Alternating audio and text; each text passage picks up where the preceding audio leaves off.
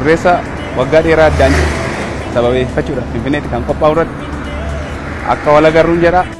Fiigicha guddaa irreechaa irratti akka wal agarru bal'amni keenya akka isaa ta'u. Irreechi mallattoo nageenyaa fi calaqqee sirna gadaati. Fulbaana 11 fiigicha guddicha irreechaatiif Finfinneetti walaa agarru.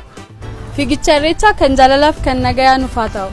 Fiigicha guddaa irreechaa kan fayyaa kan jaalalaa kan tokkummaa fulbaana 11 Finfinnee irratti walitti dhufnee waliin haa ceenu. Hafuun faafa. Wal horaa warri keessanii teessumni guddoon shaggari.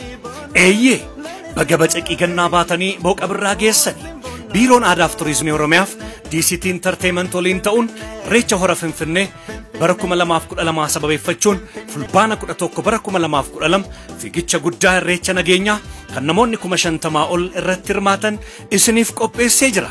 Gatiin tiishartii tokko meedaaliyaa dabalatee qarshii 250 yommuu ta'u bakkeewwan gurgurtaan tiishartiitti raawwataman manneen hojii federaalaa, biirooleen Oromiyaa fi jiraattonni magaalaa Finfinnee giddugala aadaa Oromoo irraa kan argattan ta'a. Godinaalee fi magaalonni kanneen biroo waajjiraalee aadaaf turizimii godinaalee fi magaalota Oromiyaa irraa argattu. Hubachiisa qaamoleen gurgurtaa tiishartii raawwattan baankiiwwan armaan gadiitti galii kan gootan ta'a. Baankii Intarnaashinaali Oromiyaa lakkoofsa herreega baankii 33 955. Baankiin Hojii Gamtaa Oromiyaa lakkoofsa herreega baankii 100006 53 933 99.